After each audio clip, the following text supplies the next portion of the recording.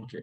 Very good afternoon, one and all. So today we're going to be having a look at uh, the mock 16 of verbal ability paper. Right. So in this particular paper, we can clearly see that it is not very hard a paper. Uh, Out of the 24 questions there are, we could easily solve somewhere around 18 questions. Now, even if we are assuming that we are leaving one passage about the guess and everything, uh, the philosophical one, of course, even then we can at least ensure that a minimum score of at least maybe 15 questions is possible properly. Okay, so that is the basic part of it. Right. Now the verbal ability part of this paper was not very tough. Out of the questions that are present, I think one parajumble was tough. That's most of it. In the passages, as usual, three passages were easy to do, and there was one passage which was a little complicated, but we were going to go through all these four passages anyways. So without wasting any more time, let's quickly get into the paper. This first passage, again, if you can see very clearly, it's something that's given in a writing style which is descriptive. Okay, very easily you can spot that the what do you say, the signpost firstly, second, third, fourth, and following finally, these five signposts tell us where the ideas are. So this passage should be attempted, this passage should not be left out, and this passage basically talking about how the experience of psychedelics are required to get a unified experience that's found in most of the religions. It's not required, but how it is used. Okay, and how research on these psychedelic drugs and all is growing in the mainstream culture, right? So we can see that the main idea of this entire passage is that psychedelic renaissance is coming up again. That means people are going towards this thing again, right? So the first question basically reads, which of the following best describes what the passage is primarily talking about? Now, as we just saw, the main idea of the passage is something that's illustrated in option A, right? There's a renewed interest of the world in the mystical theory of psychedelics and its healing potential. So people are trying to read up about psychedelics and how they are healing us. That's what the research is about, right? Even in Baltimore, Hopkins, Johns Hopkins, and all. So that is the kind of main idea that we can derive when we are looking at B, C, and D. The passage does not really talk about spiritual crisis at all. Yes, and when we are looking at it can transform the human race, that's something that is out of scope. That's not really something that the passage is telling us. So B and C we can remove because they are out of scope, right? And over here, when he's talking about embrace death, I think somewhere in the passage we've seen about overcoming death and all, right? But he's never said embrace death, right? So this is called a distortion. So D is distortion of what has been spoken in the passage. So your correct answer would be A. Now, if you look at the second question, here we see the author of the passage will agree with each of the following statements except, right? Now, let me just take off my video from here and put it down. Yes. So the author of the following passage will agree with each of the following statements except that. Now, the first statement says scientists studying and researching the psychedelics have gained a lot of popularity, right? Now, he's saying that we need to find a statement which we do not actually see in the passage, but this statement can be clearly derived out of here, right? Where it is making rock stars out of the scientists who are carrying it out, correct? So A is not our answer. Yeah. What about B? Psychedelics lead the way to a mystical experience of uniting with the God. That's also, again, it can be derived from, sorry, yeah, that can also be derived from this part, correct? So definitely answer is not B as well. The same thing we can say about C also. C can be identified from this particular line in the passage. So obviously the author of the passage will agree with these three statements. What would he not agree with? Something that's not found in the passage, which is D. Okay. Why? Because the author does not really talk about a global interest. Okay. Right. So the next question is about which of the following most corresponds to the author's idea of mystical theory of psychedelics. Now, if you look at the first one, yes, it talks about it having the potential to unite people based on similar mystical experience, right? Now, we are not trying to see about which is the cause and effect of it. Okay, so this part can be derived very easily from here and from here. In fact, the whole of the answers can be looked at from those parts. But yes, what we have to look at is what is the cause and what is the effect of it, right? So we are not stating that one is the cause and the second one is the effect. So uniting people based on similar experiences or similar, similarity of experience is not something that really corresponds to the author's idea. Can you just give me one moment? Let me erase all the ink on this slide. Yes. Okay. Now, when we are looking at the second one, scientific research has led the mystical theory of psychedelics away from the realm of theology, right?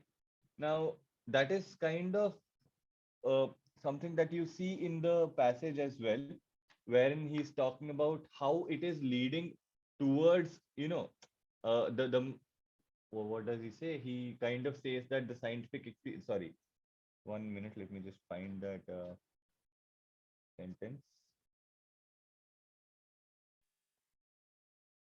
I'm not able to find it properly, but somewhere he's actually spoken about how he thinks that the mystical theory of psychedelics is kind of closer to theology than to science, right? So it is not the scientific research which has actually led us to this part. So this also is wrong. Now, when we are looking at C, yes, what does C say? C says it will distract people from a life of materialism that has predominated throughout the ages. Yes. Now, this is very clearly again reflected in the passage when he's saying that humanity will join a new scientific religion of mystical experience and all. Yes, beyond the difference of language and all these things, he is trying to tell us that we are moving away from materialism and we are going towards something new, right? So C is kind of agreeing with what the author has said. And when we are talking about D, it will bring about spiritual healing for those who cannot shun their ego. Now, again, so this part is coming from here. Yeah. And this we can look at from the border part also. So D does not really come as close to what we are talking about in the C about the author's idea, especially when he's talking about who can shun their customary ego, right? So our correct answer would be C. Yes. So let's look at question number 4. Which of the following corresponds to the author's idea of mystical theory of psychedelics? Just give me one moment. Yes. So in this particular question, when we are looking at the first answer, uh, well, to be, I think it's the same question again, right? We've just done this question before. Yeah, it's the same question. Sorry. Right. So let's go to passage 2. Now, in the passage 2, we can see that this passage is about Raymond Guest, yes, and Rorty, who thought of themselves as relativists instead of perspectivists or historicists or anything else because of their difference in ideology relating to the philosophical traditions and how truth, or how certain things can be understood as true and false, right? And it also talks about how other people, perceived these two guys, right? So the first question is basically about, on the basis of the information in the passage, all of the following are true about guess except that. Now, uh, see, second option we can clearly find from these lines, right? He said that was conceived that the established tenets of society had no solid foundation. Yes, which we can see in these lines when Hobbes comes almost as high as in the guess estimation. He invented concept of state and all that, right? Now, what about the third one? If we look at the third one, yes, this can also be derived from this part where Adorno is showing the signs of intellectual misophobia. Misophobia is nothing but, let me just write it down over here for you guys. When we are talking about misophobia, this misophobia is nothing but germophobes. So people who are kind of, uh, you know, they're frightened by germs or having any kind of things that are not neat around. Okay, so those are misophobes. Yes. So both C and D, in fact, actually C we can get from this part, and D we can get it from the previous part. See, where he said that he preferred to call himself as perspectivist, that also we can infer from this part of the passage. The one thing that we cannot infer from the passage is A. So our answer will be A. All right. Yes. In the next question, we can see, according to the passage, why were philosophers like Rorty and Guess called relativists? Very clearly, this is a specific detail type question, right? And in this specific detail type question, we can get it from this particular paragraph. Yes. Now, if we are looking at the four options, they believed in multiplicity of perspectives. They encouraged people having differing opinions. They did not believe in absolute truth or falsehood. They wanted their philosophy should be linked with history. Now, see, in this particular passage, if we look at it, they have very clearly, you know, stated that they were bent on destroying the sacred distinction between truth and false. Sorry, truth and falsehood. Correct. So that is what is given the option C as well. So straight away C will be our answer. The other three are very partial in scope. Okay. Now, seventh question is, how does the author draw a comparison between the thoughts of Rorty and Guess? Right. Now, when we are looking at option A, Rorty believed in conventional philosophical generalization, while Guess was creative and poetic. That is not really correct. Yeah. Because we can see that both of them, yes, from this particular line, we can see that both of them kind of dissented from the mainstream view. Yes, so that won't be an accurate answer. So we can remove this. When we are talking about the third answer, yes, Rorty believed in the philosophical conceptions of Plato, while Guess thought that he was an intellectual bully. Now, this is about Guess. It's not actually about Rorty. Yes, Guess was the one who kind of believed in the Plato's perspectives, right? So this is an opposite answer. And similarly, even option D is an opposite answer. So the only option that actually fits is B. So our answer should be B. Yeah. The next question number, I think this is question number 8. Yes, yeah. Question number 8. So none of the following can be inferred as the author's opinion from the passage except that. Now see, when we are looking at this first one, Guess, although trying to balance his views with those of Montaigne, was more aligned towards Adorno. Uh, None of the following can be inferred. Yes. So now see, over here, I think this part, we can see from this particular line of the passage, correct?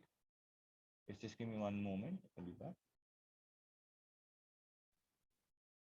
Yes, so as I was saying, so this part of the passage kinds of tells us about the first option, where he's trying to balance his views with that of those of Montaigne.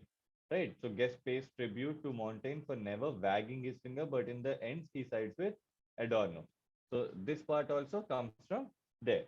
But apart from this line, the B, C, and D, we do not find them directly in the passage. And when we are looking at B and C, we see that there are distortions of these two particular lines. So Guess eventually had differing appearances, differing opinions from Rorty, correct? So this we can see because they went to, they tried to share same ideology as left-wing politics, right? Where was that?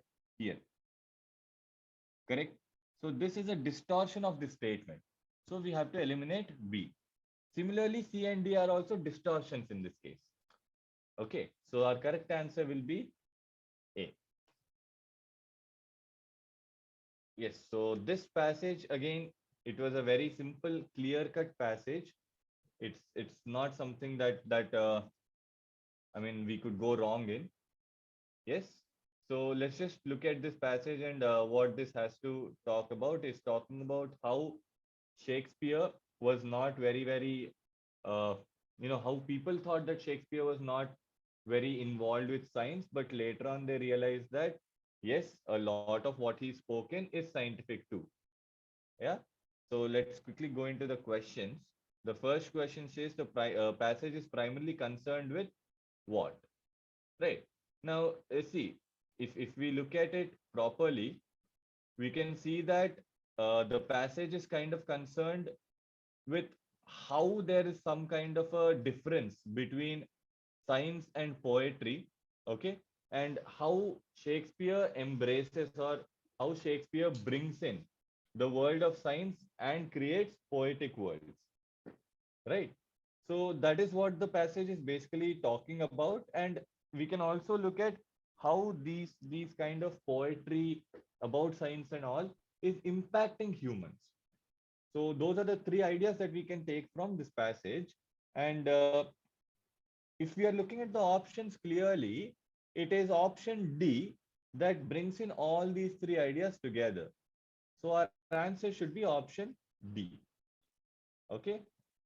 The next question is the author quotes of the Hamlet and Lear to explain what.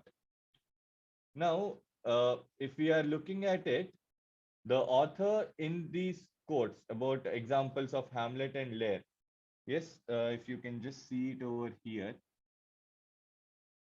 it is this part. Here. It is okay. Where is this pen? Yeah, it's this part, right? So what is written over there? Usually, even when readers uh, are made aware of Shakespeare's references to this or that scientific subject, perhaps Hamlet's reference to infinity or Lear's allusion to atomism, they're treated as little more than interesting artifacts, window dressing for Shakespeare's broader human concerns. Correct. So what does that mean? It shows that Shakespeare is using his imagery in his place. He's trying to use his imagination and he's trying to portray about metaphysical objects in his place. Yes, but it is not taking away from the contemporary appeal, it's adding to the contemporary appeal. Okay, so it's adding to what is happening in that time being at that time period. Yes, so the right answer would be answer A. Now, moving forward to the next question, what is the author's opinion about Shakespeare's attitude towards Renaissance science? Now, see, if we can look in the passage actually has these lines.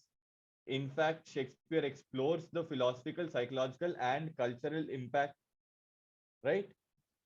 So, when we are looking at that particular part of it, we have to see that he believed he believed that science strongly influences all human aspects of life. Right. So where is it? I can just point it to you if you can give me one moment. Remember exactly where we spoken about it. Yeah, here. So this part, from this part till this part, I think one, two, three, four, fourth paragraph. If you see this part, we can understand that Shakespeare actually took a keen interest in philosophy, psychology, cultural impact, and other scientific fields like human anatomy and all. Right? Why? Because Shakespeare takes a preferences to this modern art, other discovery when scientific investigations yield new ideas about nature and altered relation to ourselves. So from this part, we can clearly tell. Yes, sorry. From this part, we can clearly tell that he was very, very strong. He believed in the strong influence of the human aspect, all aspects of human life. Right. Okay. So the last question in this particular passage, for this particular passage, is about which of the following is true according to the passage. Uh, the first one option is Shakespeare thought it was his duty to include science in his works as it could impact humans. Like, I think again we don't even need to go forward into looking at where this answer falls from, because this is one answer that directly comes from the main idea of the passage, right? So you can directly take A to be your answer. When you're looking at B, C, and D, Shakespeare believed that his works could be vehicles of disseminating scientific information. That tells us that his prime focus was on science, right? But that's not the point. He's saying that he used poetry as a way. So B option says that he used poetry as a way, but that's not what he's doing, right? So Shakespeare also focused on scientific topics along with poetry. That's what the main idea of the passage is. So B we can reject because of it is a partial scope choice, right? See, Shakespeare's works portray how he grappled with the uncertainties of science and its ways. Again, this is something that is inconsistent, right? Shakespeare wanted his works to be antithetical to the reductionist tendencies of science. Again, it's inconsistent, right? So the correct answer will be option A. Now, if we are looking at the fourth passage, this fourth passage was one of the nicest passages to read, but the questions in this passage were kind of hard. Uh, well, to be very, very honest, the questions in this passage, I would not want you to answer more than two questions in this passage. If you can leave two questions in this passage and two questions in the Shakespeare passage, it would have been a nice, way to attempt the mock. Right. Anyways, so the first question says, which of the following can be inferred about Thomas Sass terming mental illness as problems of living? Now, see, the first option says mental illness were essentially made up of personal conflicts or faults that an individual experienced in his or her daily life. But over here, this cannot be inferred because SARS basically ignored the presence of any mental illness, right? Yes. So according to him, what were all this? It was only small problems. These are not illnesses at all. So obviously A cannot be inferred. What about B? B is like what people term as mental illness are what they are the daily instances. Okay. Now see, this I think we can infer because what SARS said that these are what people's experience as daily problems only, right?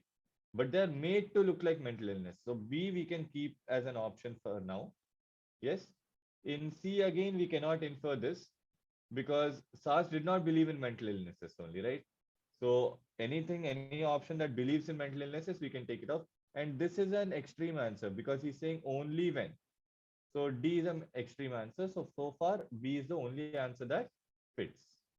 Now let's look at the next question. In the statement, mental illness are mental only in that they are psychiatric. What is the author trying to imply? Now, this basically comes from the second paragraph only. Okay. So in the second paragraph, if we look at it, the first option, says as long as it cannot be solved by any other person than a psychiatrist, it is fit to be termed as a mental illness. Now, this I don't think we can really infer this because see, we have seen that other people also are doing these things, right? So it cannot be assumed that other doctors are not capable of doing what these people are doing. In fact, why other doctors? There are other people also who are doing these things, right? Psychologists and all. Although that becomes an out of scope thing, right? So A definitely cannot be inferred. Yes. Now, in B, he says that classification of an illness as a mental illness depends upon whether a psychiatrist can successfully deal with such problems. Yes. Now, this is not being told anywhere in the passage. Nowhere has he told that I will classify an illness as mental illness only if I can deal with it. Correct. So again, this can be taken out. See, the problem of mental illness has to be viewed from a lens of remedial actions that are to be taken to correct such illness. Yes. This is what's been told in the passage again and again. Yes, where we see that it should be treatable by a psychiatrist, then it makes a mental illness. So C is the correct answer. D also cannot be again inferred because we are not making any comparisons between the abilities of other doctors and psychiatrists to solve mental problems. We are saying that psychiatrists do not treat deafness and blindness, but we are not making any comparisons between what psychiatrists are doing and other doctors are doing for psychiatric illnesses. Okay. So yeah, next, the third question is which of the following in the context of the passage would justify terming an illness as mental illness? Okay, I think again this relates to this again relates to what I was talking about as a main idea of the passage. Yes. So option one basically says that it's justified to term an illness as mental when it's treated better through mental therapy or physical therapy, which is again what the whole crux of the passage is. So we can keep option A as our answer. When you're looking at option B, it's an extreme answer because of the word only. Yes. And when you're looking at option C, right? Just give me one moment. Yeah. When you're looking at option C, this is a partial scope choice. Yes. And option D, well, nothing about the treatment aspect can be talked about from this statement, right? So D is not really in the same zone. This is also a partial. So this is also a partial scope choice. Okay. Yeah. Right. So last question of this passage. Which of the following statements is the author most likely to agree with?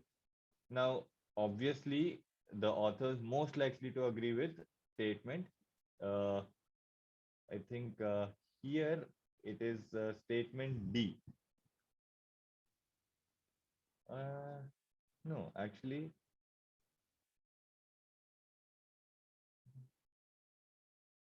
he's not going to agree with state. Oh, it's disagree with. Right. Yeah. So which of the following statements is what the authors most likely to disagree with? Yes. So option A says mental illnesses do exist. However, when such an illness are considered as mental or psychological is a topic of discussion. Yes, again, true. This can be inferred from the passage where he's talking about whether they are mind or, mental. And he's talking about all the things in the world of how they persist to a mental illness and when can we actually decide that it's a mental illness. Yes. What about the second one? The second one also can be actually taken. Even some mental problems are classified as psychological because of the inability of psychiatrists to deal with the such supposedly mental problems like this part about deafness, blindness, and perception. Yes. So this also is given. About C, can we actually identify C anywhere? Even where does this come up? Even on facing stigmatizing scenarios in case of mental illness, people want their disorders to be classified as mental illness for a correct diagnosis. True. Now, this can also be inferred because we are saying that irrespective of what their mental illness is or irrespective of stigmatizing conditions, people need to regard the diagnosis. Correct? Somewhere I've read that. I'm not sure where it is. One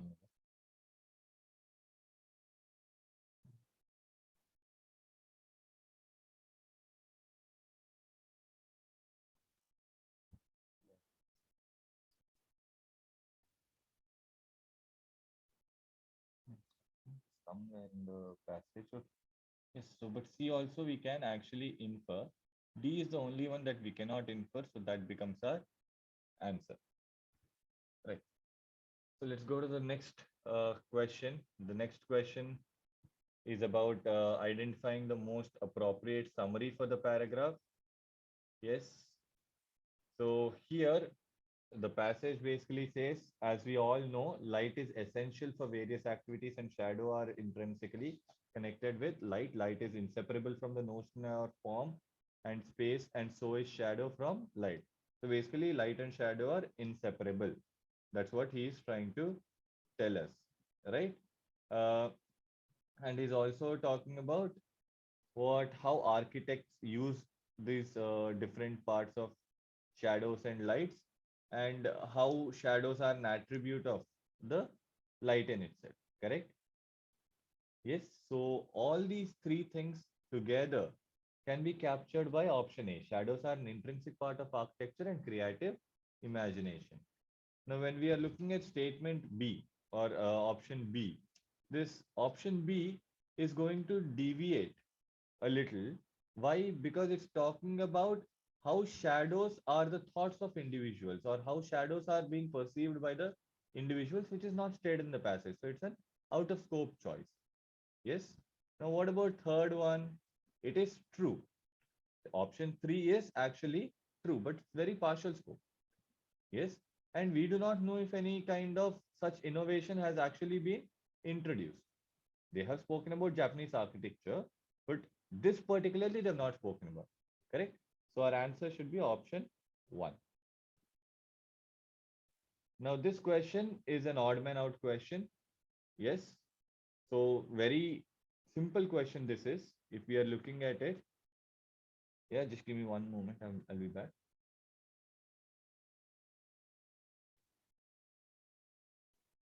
Right. So in this particular in this particular odd man out, we can clearly see that the first four lines are talking about globalization, and only the fifth line is talking about how the architectural style has emerged during this age of globalization. Now, if we keep the odd man out approach aside and put the parajumbles approach in, then we can very clearly see that four would be our first statement, which would be followed by 1, 2, and 3. Yes, 4 starts talking about how globalization is not only a phenomena that is understood and appreciated by Western cultures, but it's going around the world. Okay. And then we talk about how it has a daunting influence over almost all aspects of life. Then we come to tell about what are these aspects of life. And then we finally tell that there are concerns everywhere. Uh, yeah. Okay. Moving forward to the next question. Next question is again to identify the para summary. Now, in this particular part, we can see that the paragraph talks about how language is required to motivate and persuade people. Yes, and we also see about both the positive and negative influences and how they kind of imply in the terms of motivation. Yes, and we've seen the differences between words like persuasion and how they have turned out to become propaganda. Correct. So when we are looking at option one, yes, option one says that the impact of a speech depends completely on how the words are twisted and rubbed to uh, successfully disseminate propaganda. Yes, but propaganda is something that's looked down upon, right, in the entire passage. So option one definitely does not reflect the same tone as the passage. So option A or option one is not the answer. Yes. When we're looking at option three says speeches fail to motivate and persuade people when the content is laced with propaganda and the claims are deceptive. But such a thing has not been told in the passage. So this is an out of scope answer. So clearly option three is also not the answer. When you're looking at the fourth one, speeches often have negative impacts when positive ones are expected due to a lack of rhetoric. Now, see, in this passage, about, well, negative impacts, he said that it could happen either way, right? So just give me 1 minute. Yeah. So as I was saying, uh, option D says that speeches often have negative impacts and positive ones are expected due to lack of rhetoric. But that's not true. It could happen either way, right? So obviously option B is the correct answer. Okay. Right. So let's go forward. Yeah, there's a para jumble that's come up. Yes. Now, if we are looking at this particular para jumble, the right way to take it forward is 2, 1, 3, and 4. So in 2, we are talking about possible and impossible are two opposing categories. The whole thing is about probabilities, right? Yes. So we'll talk about what's the most general or distinct statement, which is second statement. Yes. Now, if you are moving forward with the same thing, am I audible? Yeah. Hello. Okay. Yes. Right. So now, if you're moving forward with the same thing, the next part after talking about the two opposing categories is that they're extremes on a continuum of probabilities. That means we are now telling about all the possibilities there are. Yes. Next, if you look at C part, the third option, what we take to be real or possible is simply what we perceive as most likely to occur. Uh, and this is about our ability to make predictions based on our explanations. But when we fail, so is actually this but part is actually acting as a signpost joining the 3 and 4, right? That is why 2, 1, 3, 4 is our answer. 2 is the most generic statement. 1 definitely follows 2. 3 and 4 are a mandatory fail. Yeah. So next question is again an odd man out question. Now, if you look at this question a little clearly, uh, all the statements 1 to 4, right? All of these are focusing between how music uh, connects to emotions, right? How music conveys emotions. Whereas fifth statement is the only one that talks about the various styles of music that are there. So definitely fifth one is our odd man out. Yes. When you're looking at the 22nd question, it's a parajumble question. Now, in this parajumble question, if we look at it, the first statement, while we are fascinated and sometimes frightened by the pace of evolution of physical technologies, we experience the evolution of social technologies differently. Okay, so now we understand he's talking about physical technologies and social technologies. Definitely, second statement cannot be the first statement because, or the first choice, because we have starting with but, right? So definitely I know that 2 is not going to be the first part. But what's he talking about when social technologies change too slowly, right? And in third one, we see that social technologies change too quickly. So clearly I can tell you that 3 and 2 will become one pair. Yes. And here in fourth one, you can see that our values, laws, and political organization define and shape our identities.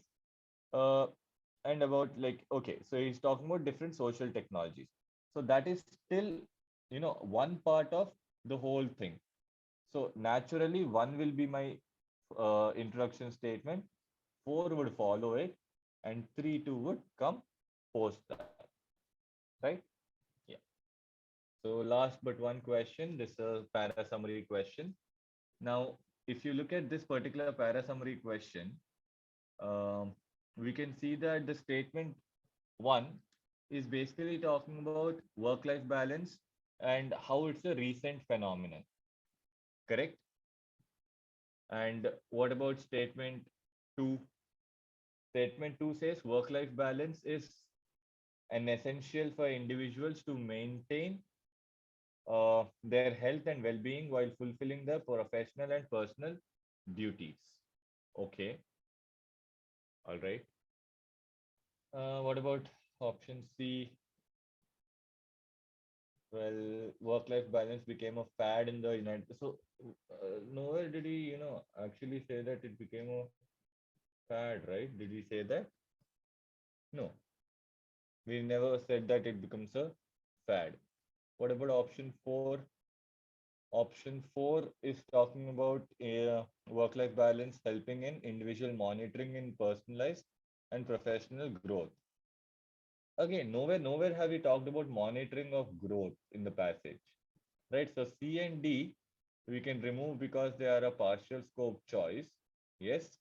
And one we can remove because it's talking about work-life balance being a relatively new concept. That means it's a recent phenomenon which is not spoken about in the passage like that. So this is an opposite answer, right? And only option B sufficiently captures what the paragraph talks about. Yes, so let's move to the last question. Again, this is a para jumble. Yes. Now, if we look at this particular para jumble, we can see that we are talking about philosophy books. Yes. Why? Because you can, you either lose interest or you read slowly, read quickly, and all of those things can happen. Yes. And if you are reading very, very fast, you might not get an idea. So you have to pay attention to detail and you should read up, make notes, and all that. Correct. So now, first thing is what's the most generic statement? The most generic statement is obviously the third statement because he's trying to introduce what type of books are we dealing with, right? So three would be the first step. Now you might first read through the work relatively quickly. So here you might first read through the work is going to indicate that 3 is being followed by 2, right? Now here this and this, 2 and 1 are looking like they're opposites, but think about chronology, right? So you might first read, then you should read it again. So this chronology trumps your looking like opposites. So 3, 2, 4, 1 will be your answer instead of 3, 2, 1, 4. I think many of you have put 3, 2, 1, 4. Okay. So yes, this is the analysis of this particular mock. Anywhere above 17 questions in this mock, 17 to 18 questions would land you on the top scores, right? Okay. Thank you so much. Have a good day.